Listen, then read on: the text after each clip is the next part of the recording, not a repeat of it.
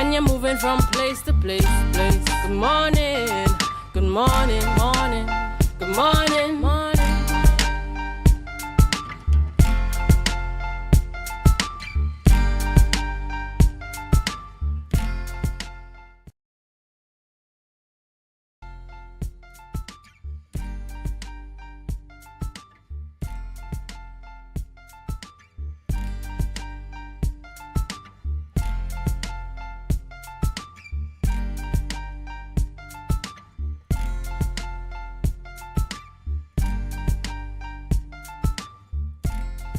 Good morning, and welcome to the morning show here on Tobago Updates Television. It is Thursday, the 10th day of July, 2025, and we're coming to you live from the Port Mall here in Scarborough, Tobago. I am Adana Kumbi, and this is the day that the Lord has made. We will rejoice and be glad in it. Good morning. My name is Akinlabi Holder, and today is an exciting day. I hope you got up and you're ready.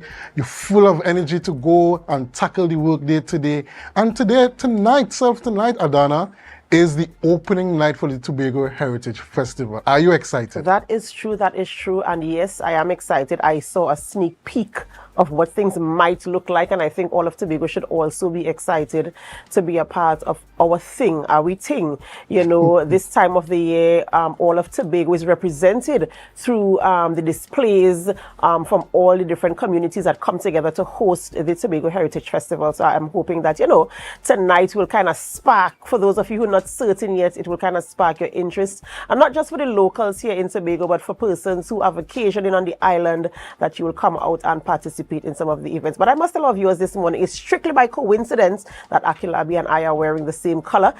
You know, I really appreciate our viewers, and I know sometimes they might say, hi, is that a uniform? It is not a uniform today, strictly by coincidence.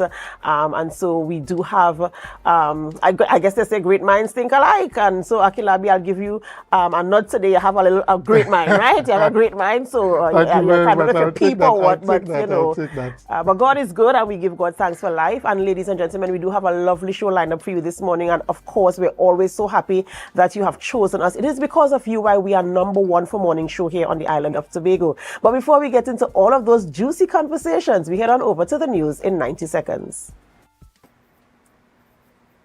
Thank you, Adana. Good morning. I am Lavian Cupid, and here's what's making your news in 90 seconds for Thursday, July 10th, 2025. Prominent Tobago-born attorney Martin George has been charged with 2 counts of sexual assault. George, who is also the chairman of the Tobago Business Chamber, was arrested at his Dundonald Street Port of Spain office on Tuesday afternoon during a police operation between the hours of 2:30 p.m. and 5 p.m. Police reports indicate that ACP Suzette Martin spearheaded the months-long investigation into the matter, which allegedly occurred in the month of March. The indictable charges were laid following advice from the Director of Public Prosecution, Roger Gaspard. George was granted $150,000 bail and ordered to have no direct or indirect contact with the victim, who is a young attorney. Up next, Minority Leader Kelvin Morris has described the recently declared 48-hour emergency mode at the Scarborough General Hospital as a health crisis. In a post to his Facebook page, Morris called for clarity, strategic leadership, and accountability. He questioned whether the sudden surge of hospital admissions was due to an outbreak or deeper systemic problems within the island's healthcare system. Morris said the TRHA gave no clear plan on how it intends to manage the crisis. He further questioned whether there were contingency plans in place to support an increased demand, especially following the COVID-19 pandemic. The Darrell Spring Whim Assemblyman said the issue can also affect the island's tourism product, adding that tourists may now question whether they would be able to access urgent medical care in the event of a medical emergency. Morris called on the Secretary for the Division of Health, Wellness and Social Protection, Dr. Faith Brebner, to give the public a clear and honest explanation of the situation at the hospital, along with an emergency response plan detailing how current and future patients will be managed. And finally, the People's National Movement is continuing its fight against the sitting UNC administration regarding the termination of over 300 CPEP contractors. Last week, the opposition filed a claim and an injunction on behalf of one contractor. However, they were forced to withdraw the matter before it could be considered by a judge. They have now filed a similar claim on behalf of another contractor based in the Laventille area. In its filings, PNM's lawyers claimed that the termination were unlawful and said that CPEP were required to pay the contractors 1 month in lieu of notice of termination. The PNM also filed an interim injunction staying the decision and another preventing the company from hiring new contractors while the matter is pending. And that was your news in 90 seconds. Thank you, Lavian, for our news there in 90 seconds. And I want to talk a little bit about TRHE, staying right here in Tobago. A couple of things. We saw a couple of days ago, I think it was either Monday or Tuesday, where we saw that press release coming out in terms of 48 hours to stabilize the Scarborough General Hospital in terms of persons going in there with not so severe cases. And then we saw last evening Dr. Faith Brebner speaking on the issue, like bringing clarity to the issue. One of the things she said that stood out to me was the fact that it seems as if Tobagonians are getting sicker, and I'm trying to understand what does that mean. If you're telling persons, if your case is not severe, if it's not life-threatening, do not come to the Scarborough General Hospital. Rather, try the clinics, the health centers, which are not 24 hours, by the way. And I'm trying to understand exactly the approach to this. I understand the system might be overwhelmed in terms of people going there, but you also tell people, if you have a little headache, go to the hospital, don't take it for granted, don't drink bush, and all of these things. So it's kind of like between a rock and a hard place. And how do I determine if what I am feeling, my symptoms are life-threatening, or if it is just something I could stay home and drink a cup of tea and wait until tomorrow or the next day when the health clinic is open? I don't know where you guys are with that. Well, I don't. If I'm feeling sick enough that I think I want to see a doctor, I always go to the hospital unless I am almost 100% sure that it could be handled at the health center. So, but I prepare myself to sit and wait. If I know it's not life-threatening, I prepare myself. But how do you know, Akinlabi, that it's not life-threatening? Well, based on my own assessment. I'm not 100% sure it's not life-threatening, but based on my own assessment, I might tell myself, well, this might not be life-threatening, this might not be an emergency, but I still would like to have a doctor check it out. I still like to go to the hospital instead of a health center where they may not have all the facilities to assess me. And so I go there, but I prepare myself to sit there for the entire day to wait to get to see my doctor. And that's the thing. I think this topic is so broad, if I must jump in here. There's an education aspect of it, because when we get to accident and emergency, there's a big board in front of us that tells us the different reasons why we should be here. And if we're being fair as well, we do underutilize the healthcare system, and because of tradition. I mean, I grew up in Roxborough, and I remember having a cold where, when you're small and the cold turn yellow, and my mother would take us bright and early, 4 o'clock in the morning, and we would head to Scarborough up fort. Now, there was the Roxborough Health Center. Not that I'm not saying that we never used it, but we do misuse the both. I don't think there's enough public education as to when we need to go to the health center and also when we need to go to the hospital. So that's one aspect. The other aspect is when we do that now and we go to the hospital, we do overwhelm the system. And so somebody's there for, let's say, a UTI. Why are you here? You need to be in the health center. There's no reason for you to be at the hospital with a UTI, right? It's really a simple medical issue. And so we overwhelm the system. And so someone with a really serious case that needs to be there, there's a backlog, and we, as Akinlabi rightfully say, we sit there for hours. But you know what, as Tobagonians, we now look at that as a rite of passage. That is what you do when you get to the hospital. You have to sit there for hours. We make up our mind. But and we have more clinics per capita than any other island, I think, correct? Yeah? Yes, I think so, And yes. so we underutilize it. So there's that aspect. And on the aspect that Dr. Faith said, we are getting sicker. Guys, hypertension and diabetes is taking us out. And, you know, recently I was having a conversation with someone. I said, growing up, I would always hear the older ladies around me saying, you know, everybody's talking in the kitchen, and you hear, you know, Eunice gets sugar, or this one gets sugar. And I grew up thinking so little of diabetes until I saw what it did to someone who died in their early 60s. I think she was like about 61, but she was blind by the time she was 50. And I saw how that very wicked disease deteriorated her body. And we take it for granted, you know, Christmas time, we a million of us are up there with, the sugar high or the pressure high because we ate what we want and we drank what we want. And so we are getting sicker, and a lot of us are dying, and we are suffering, and we are taking lifestyle diseases like hypertension and diabetes for granted, and it is weighing heavily on our healthcare system, and it is causing the backlog. And not only that, we don't have the money to sustain a lot of it, and then now we are having medication in the system that is below par that other countries aren't using, but we have to use it because we are really sick and we don't have the money to facilitate it. You know, sometimes I wonder, people really know that our oil and gas glory days are done. Do we know that? We don't have the money for that, right? You know, I want to it's so wide. Sorry, Lavian, but I want to piggyback on what you're talking about in terms of hypertension and diabetes. And, you know, during this period or any season, we have seasonal vegetation, for instance, fruits. And I remember as a child growing up, during the July, August vacation period, the only snack I had was a mango, a pomerac, some cherry, some plum.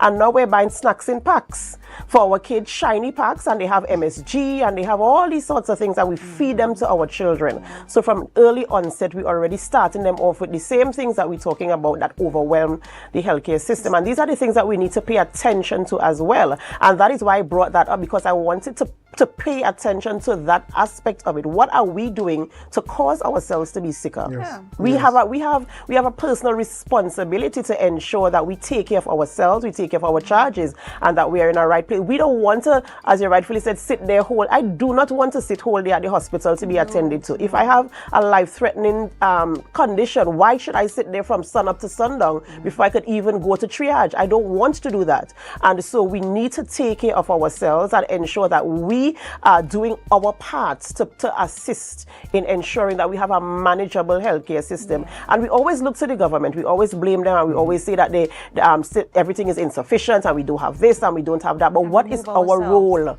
What is our role? What is our contribution to managing the things that we have access to? I mean, you're talking, Lavian, about not having the right medication or even the funds to get the medication up to par to the illnesses that we're seeing now. But we have a part to play. It's a cycle, and we have to accept responsibility for our actions so that we can all be in a place that is managed in a way that we can, we can feel comfortable there. So, and the cheaper medication that the government is now forced to purchase for us is making us even sicker. Dialysis is skyrocketing in Trinidad and Tobago. This calls for concern. This is serious cause for concern. And I feel as if there needs to be an aggressive public education campaign throughout the entire island, community by community, village by village. Sit people down and say, hey, this is the reality. The same experience you had, Lavion, with that person who you said passed from diabetes. People need to have that experience. So they would be like, oh, that's what it is. Adana, we are having it. I don't think there's a family in Tobago that hasn't had a relative that they witnessed deteriorate from that wicked disease. There isn't anybody. You see, they think that I'm excluded, so it wouldn't happen to me. Excluded, but I really want to implore the TRHA though. Now is the time to do that education drive. Not only on the healthcare system and what is happening and what's happening with our health generally as a people and as Black people as well, but also let people know when they should come to the hospital and what are the alternatives, because there's information about Canaan Health Center. They open until 8 p.m. And again, something like letting persons know, yes, okay, probably if you're having a severe pain in your stomach, yes, you come. You have a severe onset headache. It came from nowhere. We know that could be a stroke. Get to the hospital. But you have a UTI, sis, you could wait till tomorrow. And go to Bacalet, yeah? All right, Lavian, thank you so much for joining us today. Do have a wonderful day, and we'll see you again tomorrow. Ladies and gentlemen, it's that time of the morning where we celebrate with those who are celebrating. It's time for our birthday shout-outs. And you know, we here at Tobago Updates Television, we love a good celebration. So today we start off the birthday celebrations by saying happy birthday to Mr. Kelvon Charles. Kelvon Charles is celebrating a birthday today, and we say happy birthday to you. We pray God's blessings upon your life, and we do hope that you have a wonderful, amazing birthday today. And we have a pretty short list today, so finally we say happy birthday to Miss Janelle George, our final celebrant today. Miss Janelle George, God's richest blessings to you on your special day, and we pray that you take some time off to reflect on your life and to give thanks and praise, and you surround yourself with love and blessings and positivity on your special day. Happy birthday to you. That's right, that's right. And of course, even if we don't have your photographs and you are celebrating, we join in the celebration with you, because of course we must give God thanks for life. And that's my next step. I want you to remember to include God in your celebration, because He is the sole reason why there's even anything for you to celebrate. So, Akinlabi, who are we having conversations with in studio this morning? This morning we're going to have conversations with former Commissioner of Police, Mr. Gary Griffith, and he's going to be talking about lifting the age limit. You know, recently the Prime Minister would have announced that they're going to be lifting the age limit for certain things such as drinking alcohol, smoking marijuana, and I believe some other things will be in the mix there. So we're going to have an extended conversation with former Commissioner of Police Gary Griffith. And afterwards, in our Woman in Business segment, we're going to sit down with our very own AMPLIA Balgobin, who is the founder of Delightful Patisserie. Yes, Delightful Patisserie. She's going to be talking about her business in our Women in Business segment. All right. Thank you, Akinlabi, for that. Ladies and gentlemen, we do have a lovely show lineup for you this morning. And I just want to take this opportunity to say thank you to all of our viewers far and wide for leaving your comments on our Facebook live stream and our YouTube channel. For those of you who view us on Flow 102, on AMPLIA, 102, or Flow 121 or 130, we really do appreciate you. We see you, we hear you, and it's because of you why we remain relevant, why we remain number one. So whether you're right here in Tobago, in Trinidad, the Caribbean region, the United States of America, you are in Canada, England, Asia, Australia, Europe, wherever you are this morning, this is your opportunity to help us. Share the live, share the live, share the live. We'll be right back.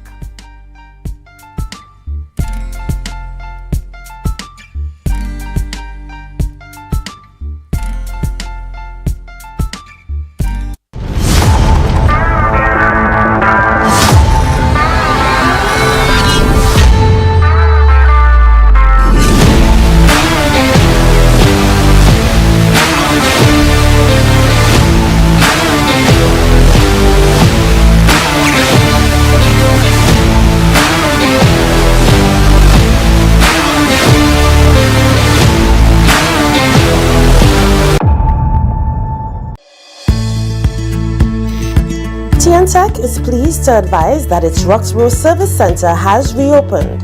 Starting Monday, 10th March, customers can once more visit the Roxborough Administrative Building to pay TNTech bills, request new connections, and more. TNTech, powering the nation into the next generation. My name is Tina Macmillan, your last year's third place winner and the Miss Photogenic for last year's Miss Heritage Personality Show. And this year, I want to carry you with me for my Tobago Heritage experience. I'll be hosting with Tobago Updates, bringing you live coverage behind the scenes and also their giveaways, tickets to the heritage events, and a 2-night stay to the Mandalina Grand. So you need to stay locked on to Tobago Updates on all their social media platforms, Keena Macmillan on Facebook, and originalmedusa.tt on TikTok. My Tobago Heritage experience with Tobago Updates. Stay tuned. Do something and roll back, come let me reel. I make a brush back, brush back. Do something and roll back, come let me reel. I make a brush back, brush back. Do something and do something. Hello, New York. Are you ready to celebrate the essence of Crusoe land and the culture of Tobago? Well, get ready for Tobago Day in New York City, hosted by the Tobago Empowerment and Alliance Mission. Sunday, August 17th, 2025. Nazareth High School Courtyard, 475 East 57th Street, Brooklyn, New York. 12 noon to 8 p.m. We bring the Tobago vibes to the Big Apple. Live music, Tobago food, cultural performances and family fun. So bring Tanty, Granny, the uncle, invite the whole neighborhood. Just bring everybody and bring your significant other too. Come celebrate Tobago Day in New York City, Sunday, August 17th, Nazareth High School Courtyard. Or I forget to tell all you, it's the 10th anniversary celebration. For more information, call 929-327-7857 or check Team's Facebook and Instagram pages, Team Tobago Day. Dance Ensemble Tobago presents our signature event, Tobago Dance Sport Championship and Dancing with the Caribbean Stars. Lights, cameras, dance on 12th edition on Saturday the 12th of July, 5 p.m. The Chopin Cultural Complex Auditorium. See our dancers, all ages, compete in waltz, jive, rumba, salsa, mambo, and much more. Our Dancing with the Caribbean Stars. Who will take home the Mirror Ball Trophy? Mrs. Takiana Ned Augustine, the wife of the Chief Secretary of the Tobago House of Assembly. Miss Lynette Louis, vocalist entertainer. Mrs. Cassandra Thompson Forbes, journalist and Tobago correspondent. Mr. Javon Carrington, founder and head trainer of Dosfit Studios. And Mr. Julian Skeet, administrator and former TV host. After show, dance party with DJ Santa out of Trinidad. Early bird tickets, adults $200, children $75, and general tickets, adults $250 and children $100. Get your early bird tickets now from Dance Ensemble members, D&D Jewelers at Tobago United Cooperative, Milford the 24 gas station in Canaan, and the Chopin Cultural Complex box office. For more information, you call 772-9049 and 340-5758. You can't miss this one. Courts is well known as the Caribbean's largest retailer, providing consumers for generations with the very best products to enhance their homes. This year, we bring our expertise to businesses. Courts Business Solutions will serve small, medium, and large companies with the very best products at the most competitive prices, backed by warranties and after-sales support. Hoteliers, office managers, restaurants, and so many more. Courts Business Solutions, a brand of the Unicomer Group. When the game is on, you don't want to miss the best moments. With AMPLIA TV, you can enjoy our ultimate sports package and watch your favorite games on the go. Stay connected and informed with sports news, scores, and stats with AMPLIA's fastest internet speeds. Up to 1 gigabyte fiber internet, you can stream riveting football action, cricket, NBA games, and much more. With AMPLIA, it's game on. Visit amplia.co.tt or call 800-4663. AMPLIA. Do more, live more. Do you think you know Premier League or Champions League football? What about it?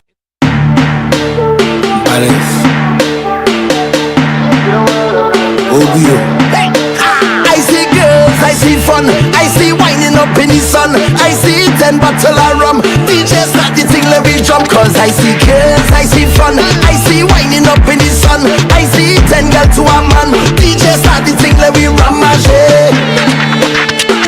When my team touch down, everything get wild. Hey, hey, hey. Take out your flag and fling it up. Take out something and fling it up.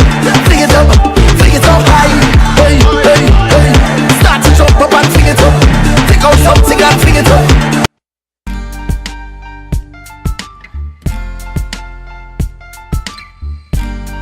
Put a smile on your face when you're moving from place to place.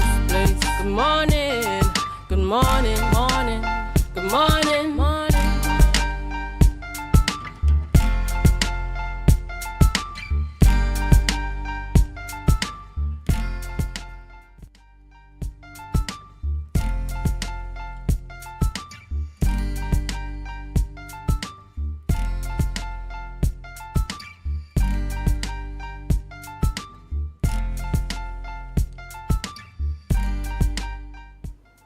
Good morning and welcome back to the morning show here on Tobago Updates Television. We begin conversations this morning and we have on the line Mr. Gary Griffith, former Commissioner of Police. And as you are aware, the conversation in the atmosphere now, as spoken by the Prime Minister, is about limiting the age limit for certain engagements and indulgences here on the island of Tobago, including alcohol consumption and the likes. And we're going to have that conversation this morning with Mr. Griffith. Mr. Griffith, good morning and welcome.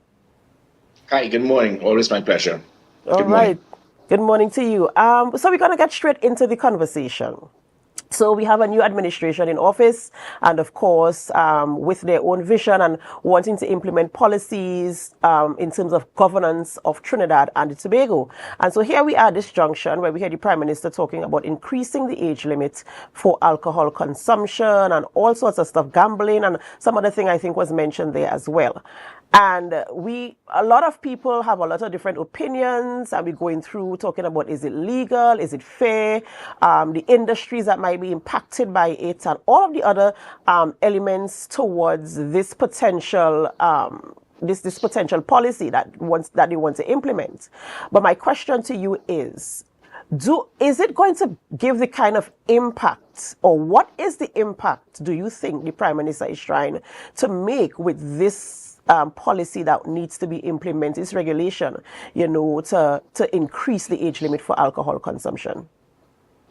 Sure. Good morning again. The impact really and truly is, it's twofold. She made a commitment prior to the election of certain things that she intends to do, and the country all unanimous, well, not unanimously, the majority agreed to it. So she has to adhere to her promise. Whether it is right or wrong, she made a promise to the country that is what she intends to do. So the 335,000 people who voted knew that this was coming. So they agreed to it. And if the majority of the country agrees to certain policies, well, then it seems that she's left with no other choice but to do what it is she made the promise for. The other aspect has to do with looking after youth development, where it is there could always be a growing concern of certain opportunities and easy accessibility of certain things that can affect the development of young persons. So those can be the two reasons why she's going down this road. My concern is that it must not be going down a rabbit hole, because everything that is done, even though it is you made a promise and even though you want to help youths, it must be data driven. It must not be based on my personal view, my personal perception. And let me clarify from now, I have never gambled in my life. I've never smoked a cigarette in my life. I cannot drink hard alcohol. So I have no benefit or desire or to front or to support any of those different avenues of people who benefit financially from such venture. My take on this is that everything must be data driven. Has there been data that has been done to show that persons between the age of 18 to 21, they are greatly affected by excess alcohol consumption? And it might very well have been. That research was done by the government to say, listen, we have seen thousands of young persons being affected. They are now alcoholics. It is affecting their lifestyle. And that data can justify law amendment. Likewise with gambling. Is there data that has shown that the present age limit for gambling must go up to 25 because we have data that has shown that many persons have now become affected. Their life has been totally destroyed between the age of 18 or 21 to 25 because they have easy accessibility to gamble. And that is what should be done. Data to justify that you are now taking away certain rights of adults, because that is what these individuals are. Once you're over 18, you're an adult. So we are taking away your rights and your privileges, but we're taking it away because you can't handle it on your own. There must be data to justify that. And that is where there's going to be a concern. I mean, I certainly don't have an issue between 18 to 21 to live for alcohol. That's my personal view, because we pick back and copy from so many things from North America. That is one thing we should probably copy that they have that could be of value to us. But having said that, as it pertains to gambling, to put the age to 25 for gambling is very interesting. I mean, I've done research in over 200 countries in the world. I think it's only Malta and Georgia has an age limit of 25 for gambling. Everywhere else in the world it's 18 or 21. So we would be unique in putting that age limit of 25 for gambling. Then there's the other aspect where there are certain persons. I'm a police officer. I'm 24 years old as a police officer. You have given me the right to arrest people, take away their freedom, shoot persons, but I'm not mature enough to gamble. I am someone who is a businessman. I have hundreds of employees. I take hundreds of thousands of cash every day to the bank. but I'm not mature enough to gamble. I am an Army lieutenant. I am in charge of 100 men to be on patrols and can lead them to their deaths, but I am not mature enough to gamble. So that is where it is, data must come. And a final point on all of this is that as much as I see the value for increase of alcohol consumption from 18 to 21 years, but that is only going to be lip service, and it's going to be cosmetic unless we do enforcement, because the present situation is that we have laws that prevent alcohol consumption and sale of minors under 18 years old. But there is nowhere in Trinidad and Tobago that is enforced. You go to every band launching, every carnival fete, every bar, every rum shop, every restaurant, every nightclub, no bouncer, no security stops the person to check their ID. No bar staff or bartender or bar owner stops the person from consuming alcohol, selling alcohol to the minor, selling cigarettes to them, allowing them to gamble. So with all of this that has happened, we have not enforced the present system, and then the parents, they have seemed so. They've breached their responsibility as an adult and as a parent to look after the well-being of their minors. When you go to all of these fetes that you see on Brian Lara Stadium or the recent fete in Tobago, there were more persons under 18 than over 18. And it meant that adults who are parents are allowing their children to do this. So this requires radical culture change from the parents, from police to insist that they start doing law enforcement by arresting bartenders, bar owners, security officers, for allowing it to happen, and also the staff itself, people who allow all of this. So there's a culture change that's required. So if we cannot deal with the present law, where 14 and 15-year-olds consume alcohol, they can purchase cigarettes, they can gamble, what is going to make the difference by changing now from you have to be over 18 to now to be over 21? Mm-hmm. You know, Mr. Griffith, I had the exact thought when I heard about it. I am for increasing the age limit to 21, but I also feel as if we need to have a cultural shift, because our behavior at this point in time, and as you rightfully mentioned, it does not lend to it anyway, because the age limit is 18. And as you said, I know 15-year-olds who consume alcohol, their parents are aware, they go out, and there is nothing there are the regulations there, but there's no enforcement of it. So it now takes a cultural shift, because the bar owner is going to think, or the man who set up the vendor at the fete, less people will be drinking his alcohol. In fact, why is a 15-year-old? That's a different story. But less people will be patronizing his booth at the event.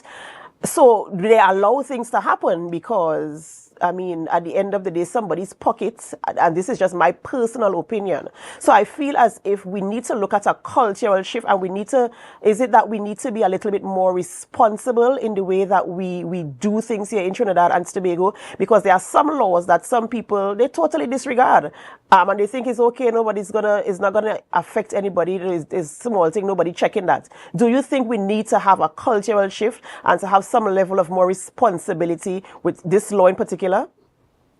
Yeah, definitely. We have all of these cosmetic, useless signs on all of the bars, restaurants, nightclubs, rum shops.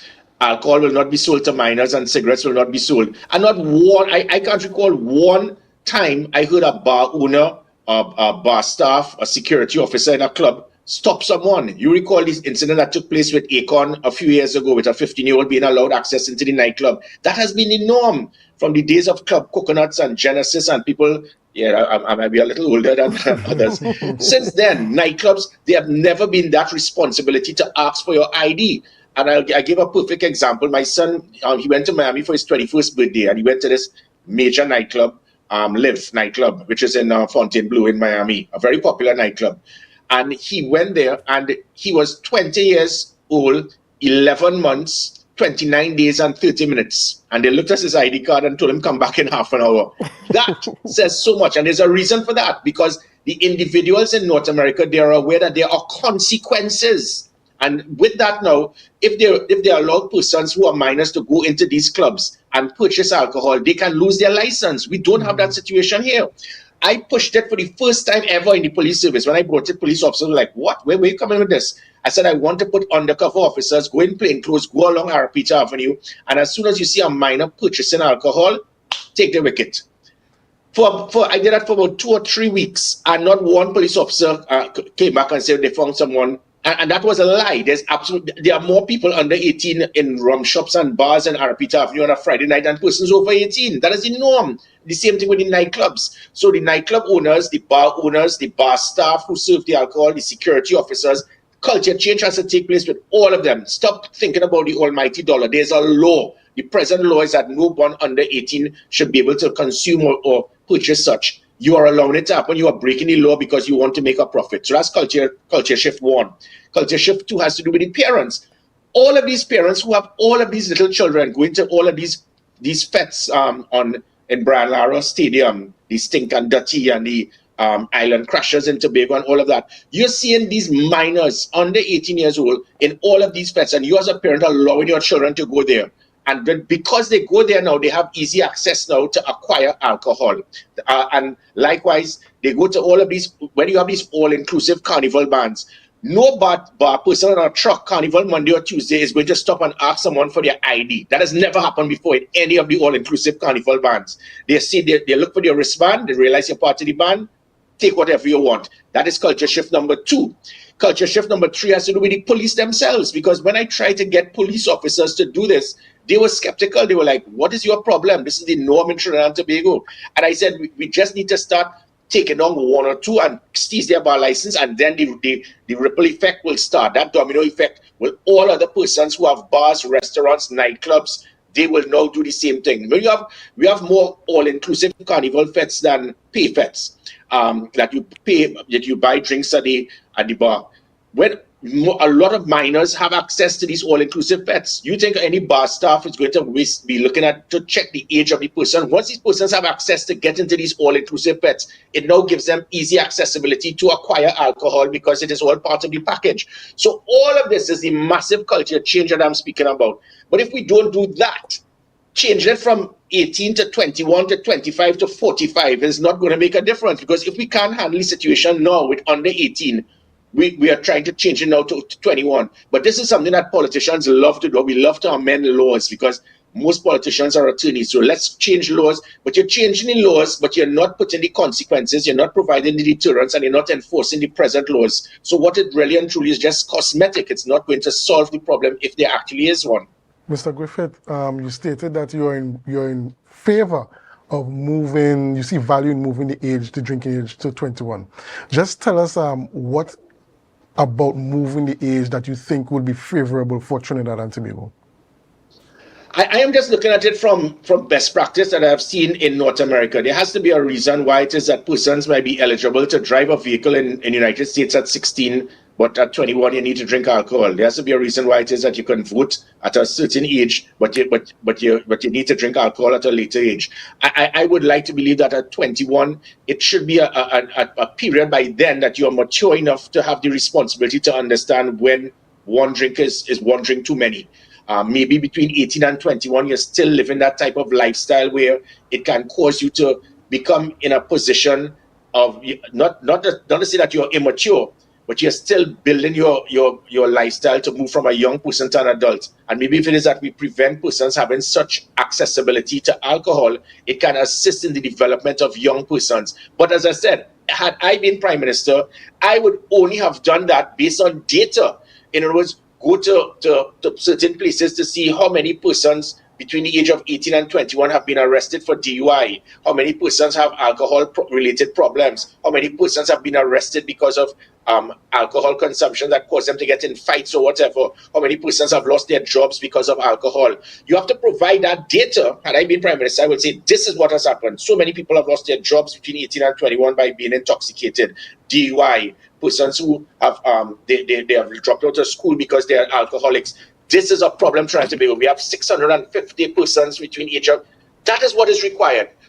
Not just coming on a platform and say we're going to change it, because sometimes you might have a Prime Minister who will say, no, I have a problem. I don't like young people drinking, so I'm going to change it. That is not how you run a country. And I'm not saying that is what is done here. Mm-hmm. This government may very well have done the data and the research that I am speaking about. But every time you try to amend laws to deprive persons of their rights, you must have data to justify it. If there's no data, then people will say, well, where did you just pick up yourself to say, let's move it from 18 to 21 for drinking? Why move? What data you have to show that people have gambling problems below the age of 25 that you must now say it is over 25, bearing in mind that over 200 of the other countries in the world, the limit is 21. What makes us so terrible that we must put gambling at 25 is rather than 21 and 18 as in other countries? So that is my take on it. I would have done the research. Without the research, by and large, I believe there is a good justification based on the factor that I said that person are now trying to develop themselves from a young person to an adult. But that justification can be proven if it is that you did the research and you have the data to bring to the public to show this is why we intend to amend the law. So, Mr. Griffith, I want to talk to you about the implications of implementing such regulations now. We know that under the last administration, they decriminalized the smoking of marijuana to an extent to allow an easing up on the judicial system. But by extending the age limits now, do you think that there will be a negative impact on the judicial system moving forward? There could very well be. I mean, my personal view is, again, as I said, I never smoked a cigarette in my life, so I was very good with the system. When you open that Pandora's box and you put that product of opportunity to say, well, let's decriminalize it, how far would it reach that someone is going to now be able to probably look to cultivate or to purchase more, or to try to use it as he or she wants to become an entrepreneur? We have now, by decriminalizing that situation with marijuana, it has now intensified the use of it throughout the country, especially with young persons. My personal view is I would not have, I wasn't in favor of it, but I was just the commissioner of police at the time. I think it is, but again, this is something many times politicians make decisions for votes. You know, a lot of young people they love to smoke marijuana. Let's decriminalize it and hope we could get young people to vote for us. That shouldn't be the way you run a country. To say that let us decriminalize it to try to ease up the justice system? Well, then should we decriminalize persons with petty theft, which happens in some parts of the world now, where people can go into stores and if you steal something, if you shoplift, then they don't want to have that person charged because the number of people that do that. Anytime you start going down that road, you start losing. It means that the scales of justice are now being tilted towards helping and favoring those persons who break the law, because we are so burdened by the number of persons who break the law. That's not how you deal with a country trying to secure it. That's my personal view. You need to be vigilant. You need to stick to the process and prevent it from happening. So by lifting the age limit now, it cause even greater concerns of persons doing the wrong thing and now trying to hide from it being done. So again, it is going to cause issues, but I think the problem started by decriminalizing it in the first place. Okay. And you see, the thing about it too, what we need to focus on as well, and I think you mentioned it somewhere in the conversation, it's not just the individual who is going to be impacted by this. So now, as an adult, my rights are taken away. I have to wait until I'm 21 to drink or 25 to gamble. But we also have to look at the other industries and how they will respond to this. Because at the end of the day, and you did mention the dollar, whether or not we focus on the dollar, people do focus on that.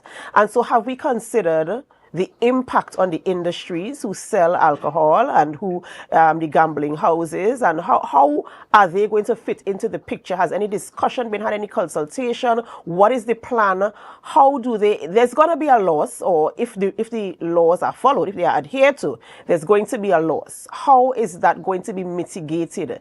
Do you know if any conversation has been had where that is concerned, or what do we need to do in that instance? Yeah, no, definitely. You hit the nail on the head. I think they really put the cart before the horse here, by putting this without actually speaking to the casino owners, speaking to persons who are involved in supply of alcohol. All of this is what should be done. But again, the Prime Minister made these promises before the election, and 335,000 people, by agreeing to vote for that government, it meant that they said that this is what they want. So she is actually adhering to the wishes of the majority of the country who voted for in the last election. And now she's put in a position that I made this promise, and the promise I made, maybe it was done to win votes, but now she's boxed into a position where she must do it. And again, it is unfortunate. That is the dangers of politics and elections.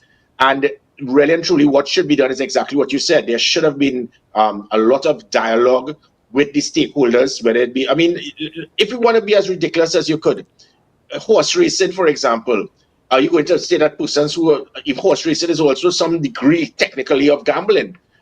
Is it that you're going to say that persons under 20, nobody under 25 could be involved in horse racing? Sometimes people see that as a sport. So, and all of this now is going to have a domino effect. It is going to an effect on employees, because people are going to lose their jobs. But expect that some persons will lose their jobs in the casinos, alcohol consumption now, because less persons have access now to will be purchasing alcohol, be moving it from 18 to 21.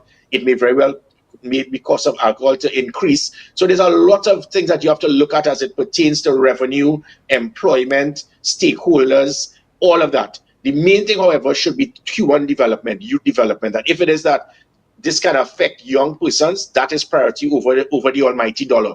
But you need to verify whether it actually has been affecting young persons. How many young people between the age of 18 and 21 have been affected because of alcohol abuse? How many persons under the age of 25 have become addicted to gambling that has destroyed their lives to justify lifting the age limit? There must be data, there must be documentation, there must be research, there must be stakeholder conversations. If you don't do that, then it can be perceived that it is a knee-jerk decision being made without research, and it can be interpreted as well, apart from it being done specifically to adhere to your pre-election promise. It can be perceived that this is my personal view and opinion, that I don't think young people under 25 shouldn't gamble, persons under 21 should not drink, because that is my personal opinion.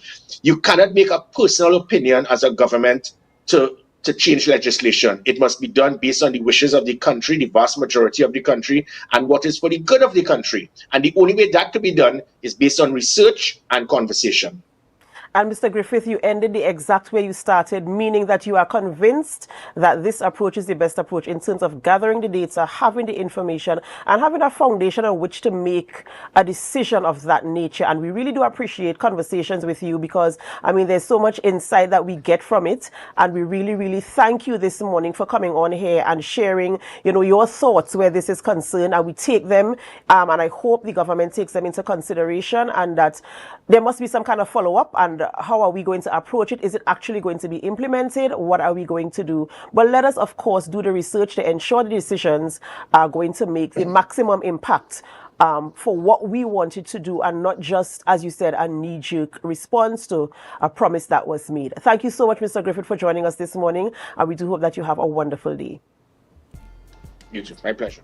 All right, ladies and gentlemen, we have to go for a short break before we continue conversations. And as we go, we invite you to help us. Share the live, share the live, share the live. We'll be right back.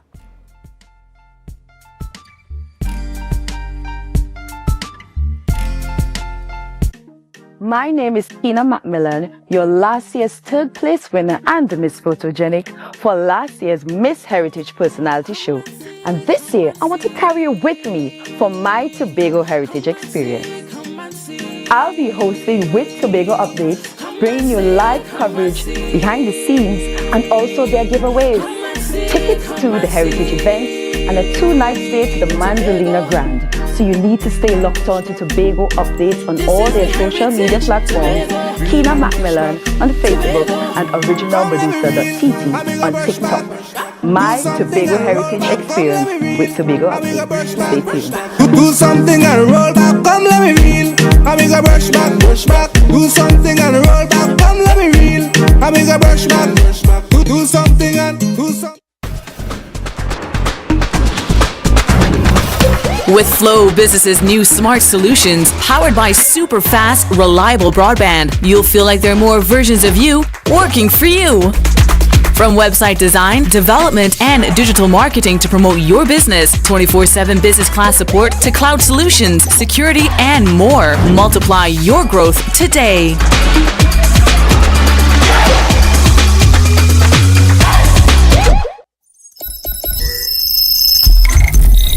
Welcome to Tobago Glass Supplies. where innovation meets excellence and service reigns supreme. Well, I want a proper window for me house, yeah?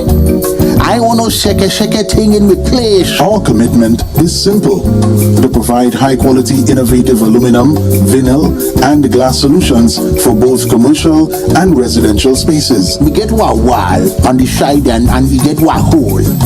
You can put a window there, invent something, a window for put there. At TGSL, we don't just meet needs, we exceed expectations. Our range includes the finest aluminum cladding options, setting new standards in durability and style. Well, me meet ya. Me don't know who I'm talking to, but my cousin Tufina tell me for call all you go get proper thing for put there. Me don't know. Driven by our passion to elevate, we aim to be the leading supplier in the Caribbean market while retaining our identity as a family-owned business. Driven? No, I ain't driving. I get a bus ticket. One of me pick me them go drop me down there. Must bring me down there. Russo Trace Springer down by the page down there. Because at Tobago Glass Supplies Limited, it's not just about products, it's about relationships. It's about you. It's all about me? Who's your family? You know Edna and Dorka and them, you know them, but you resemble them Edward boy and them Edward people them you. Tobago Glass Supplies, Russo Trace Spring Garden, telephone number 639-6266. Innovation, quality, service. That's Tobago Glass Supplies Limited. Hair goals, we've got 'em. At S&R Hair Fantasy, we provide a wide variety of quality hair, the latest hair accessories, adult toys, skin lightening products, female underwear, and much more under one roof. Check us out on Shelbourne Street in Plymouth or call us at 317-0808. We're open Monday through Saturday, 10 a.m. to 6 p.m. S&R Hair Fantasy for queens who know exactly what they want.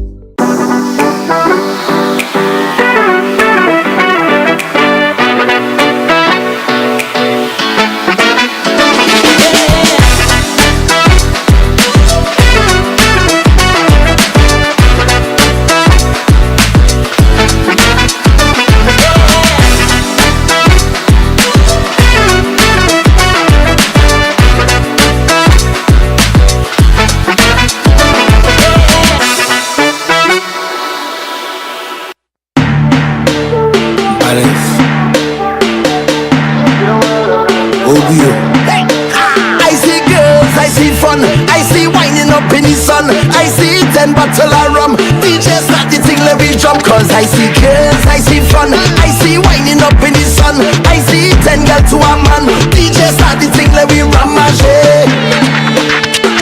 When my team touch down, everything get wild.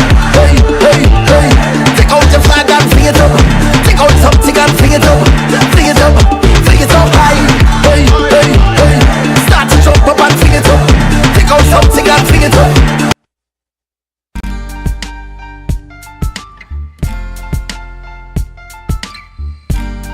Put a smile on your face when you're moving from place to place. Good morning, good morning, morning, good morning, morning.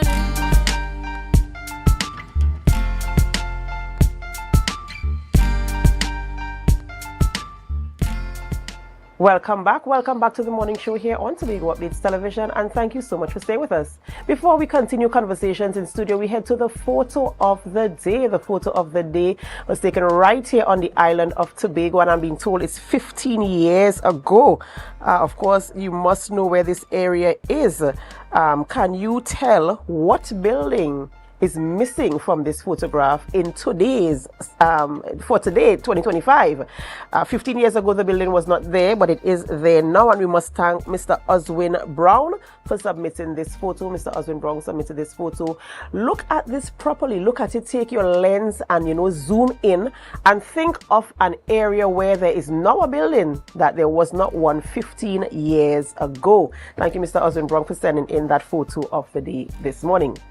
All right, so we head on to the Women in Business segment, and this morning we're speaking with AMPLIA Balgobin, and we're talking about her business, which is Delightful Patisserie. Good morning and welcome.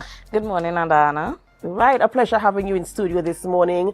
And we want to talk about, as you are aware, Tobago Update is celebrating women who own and operate businesses right here on the island of Tobago.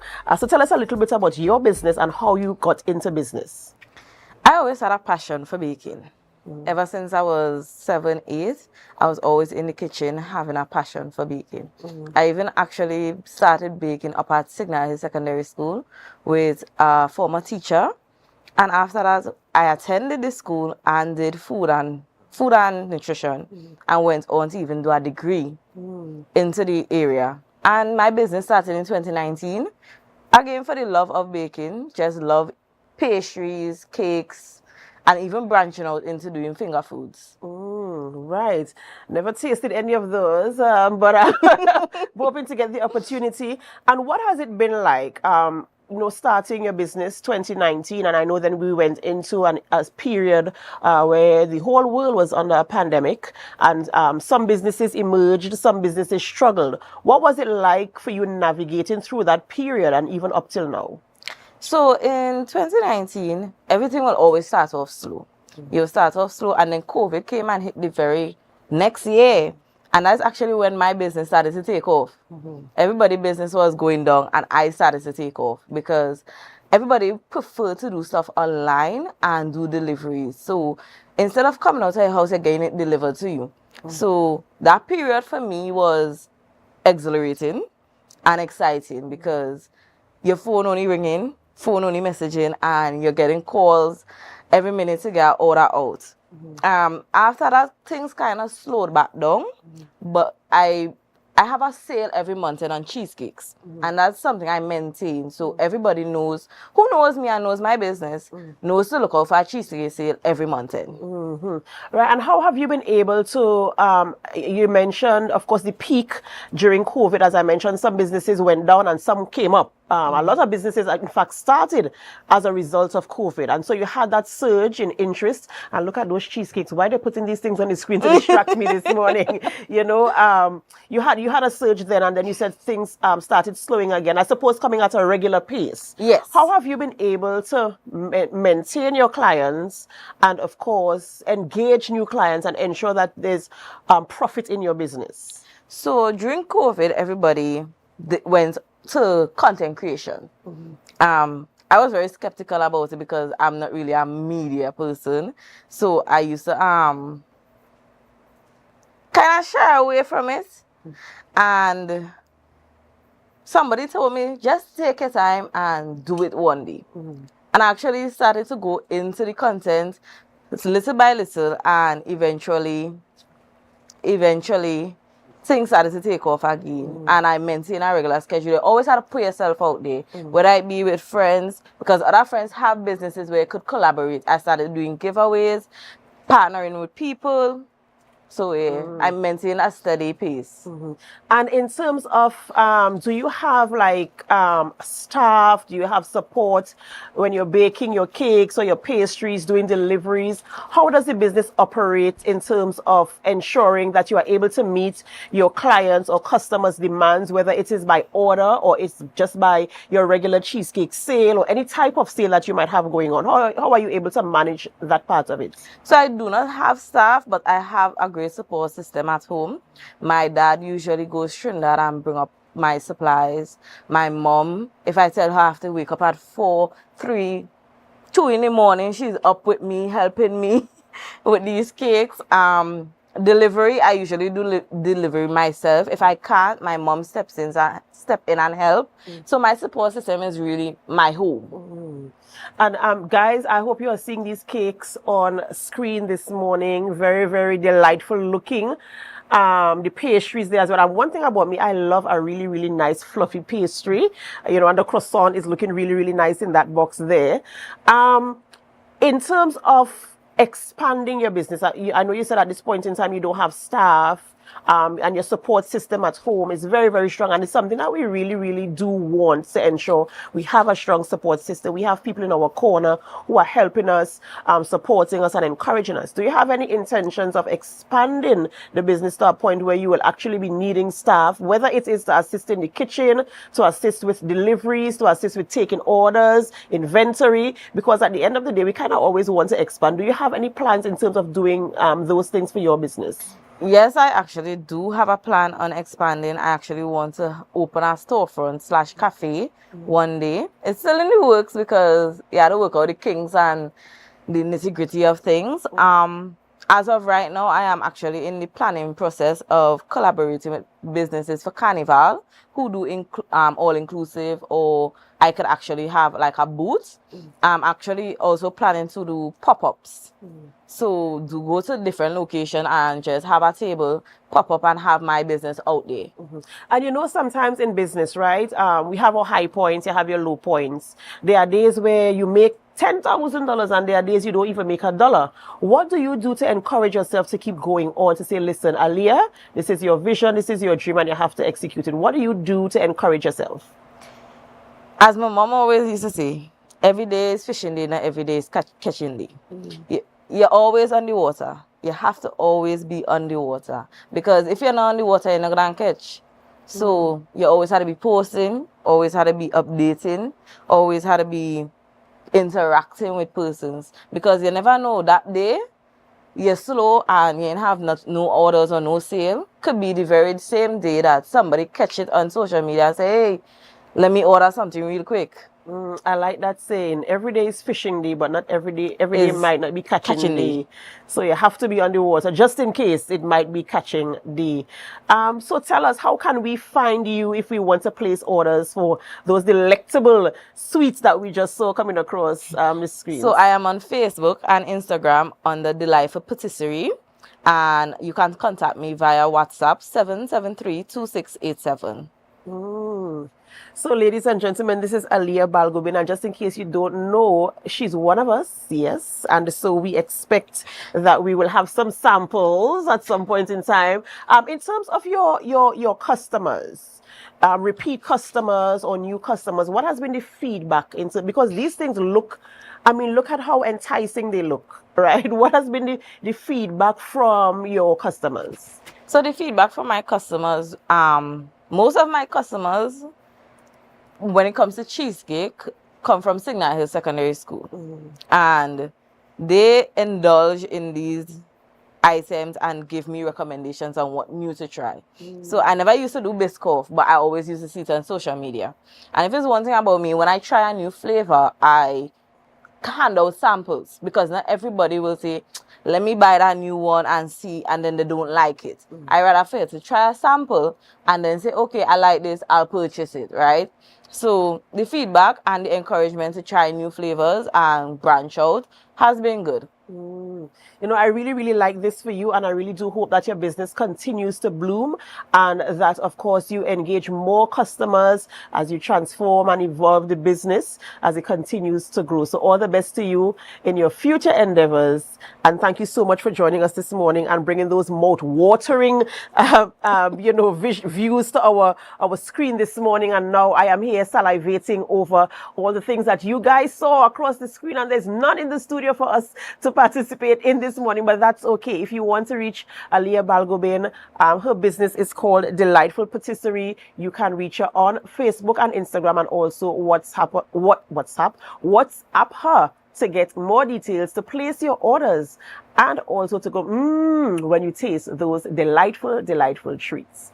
Before we end the morning show, of course, we have to go back to the photo of the day. The photo of the day was sent in by Mr. Oswin Brown. Oswin Brown sent in the photo of the day. Were you able to decipher what building is missing from this photograph? And if you zoom into the photo where there are two blue buildings on the corner there at the bottom of Sangster Hill Junction, yeah, Yes, those buildings are now gone, and we have what is known as the iconic Port Mall, where we are actually broadcasting from this morning. Our studios are housed there as well. Yes, the Port Mall is now in that space. We must say thank you, Mr. Oswin Brown, for sending in the photo of the day. The photo you are seeing on your screen is from 15 years ago, and perhaps you will have one from today. Perhaps.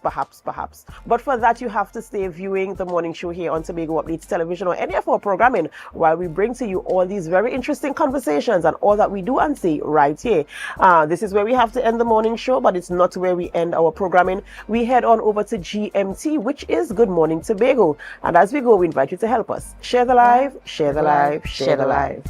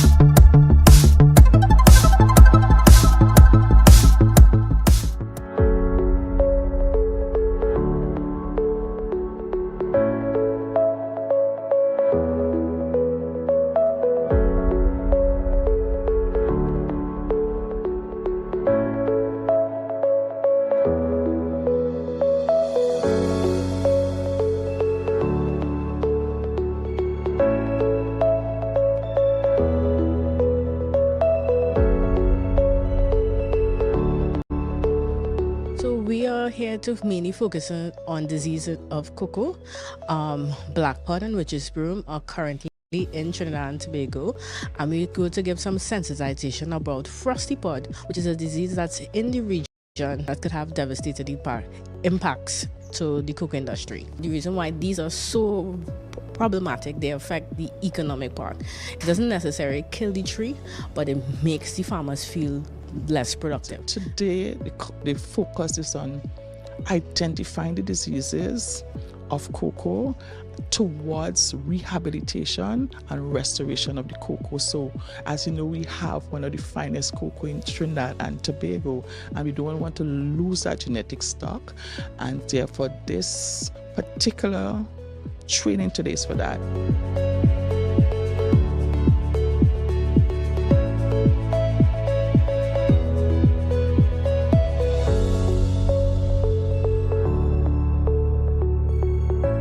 I believe it's important to renew your information and to be up to date with what is taking place. And we learned that the frosty pod disease is just in our neighboring Venezuela, so we have to be on the lookout for that particular disease and to know what to do in the event that it gets here.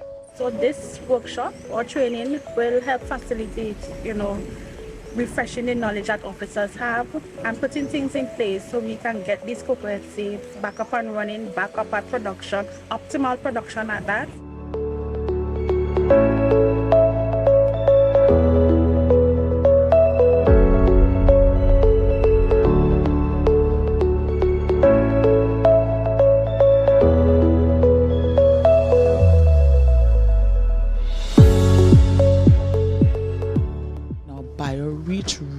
Is looking at conserving biodiversity and taking on agroecological practices to now look at the agricultural landscape and see how we could better the landscape using that.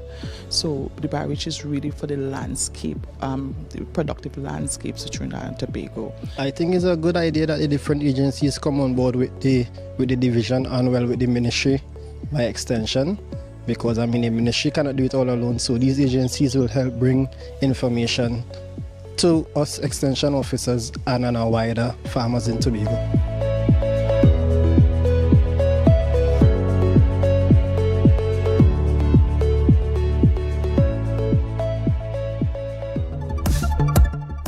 That was a production of the Department of Information, Office of the Chief Secretary, Tobago House of Assembly.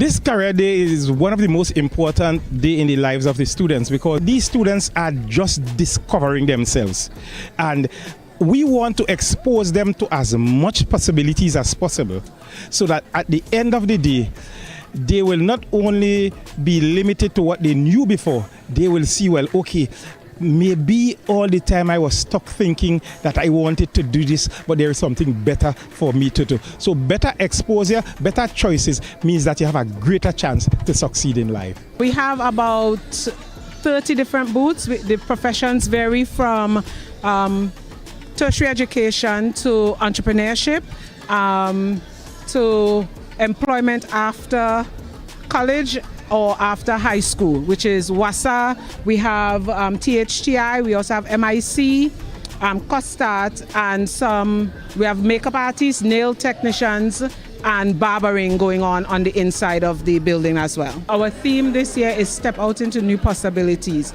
and I want my students to understand that it's not just a closed-minded thing where it's just early morning work for them. It's more creating your own employment, finding new ideas to create employment in Tobago. Don't sit and wait for somebody else to employ you. It's wonderful is for us to get to know more about the careers that are out there that we need.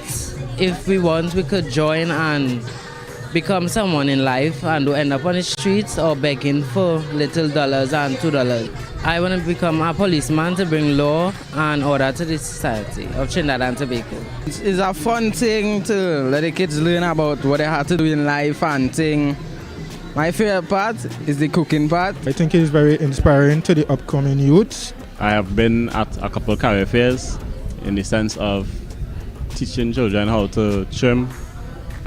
Also, barbering is something that is be overlooked, I should say, but is one of the most essential parts of grooming, because men need to be groomed in order to go out to places, whether it be the workplace or out at parties, etc. And it tends to be overlooked. So I choose to come to the career fair to promote myself and also to teach people how to become a barber. I believe in career fair because it allows for an opportunity for students to understand what career path that they would like to go into. And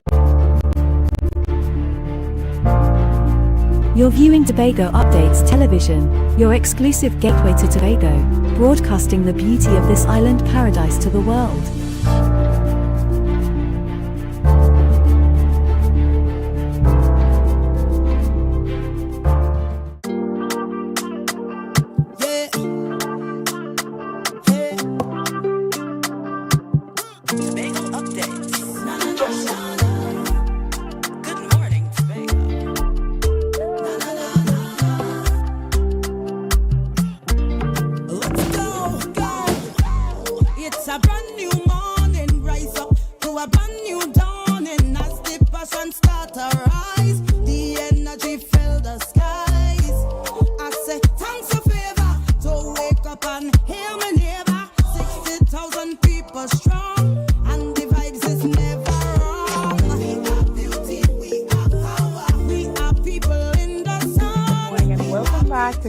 Tobago right here on Tobago Updates. I am your host Chanel Felix, and whenever you see me sitting here, it's because we're about to have those conversations that you want to have while I ask those questions that you want asked. But before we get into this morning's interesting topics and conversations, let's have our news in 90 seconds. Prominent Tobago-born attorney Martin George has been charged with 2 counts of sexual assault. George, who also is the chairman of the Tobago Business Chamber, was arrested at his Dundonald Street, Port of Spain office on Tuesday afternoon during a police operation between the hours of 2:30 p.m. and 7 p.m. Police reports indicate that ACP Suzette Martin spearheaded the month-long investigation into the matter, which allegedly occurred in the month of March. The indictable charges were laid following advice from the Director of Public Prosecution, Roger Gaspard. George was granted $150 bail $150,000 bail and ordered to have no direct or indirect contact with the victim, who is a young attorney. Additionally, Minority Leader Kelvon Morris has described the recently declared 48-hour emergency mode at the Scarborough General Hospital as a health crisis. In a post on his Facebook page, Morris called for clarity, strategic leadership, and accountability. He questioned whether the sudden surge of hospital admissions was due to an outbreak or deeper systematic problems within the island's healthcare system. Morris said the TRHA gave no clear plan on how it intends to manage the crisis. He further questions whether there were contingency plans in place to support an increased demand, especially following the COVID-19 pandemic. The Darrell Springwim Assemblyman said the issue can also affect Tobago's tourism product, adding that tourists may now question whether they would be able to access urgent medical care in the event of a medical emergency. Morris called on Secretary for the Division of Health, Wellness and Social Protection, Dr. Faith Brebner, to give the public a clear, honest explanation for the situation at the hospital, along with an emergency response plan detailing how current and future patients will be managed.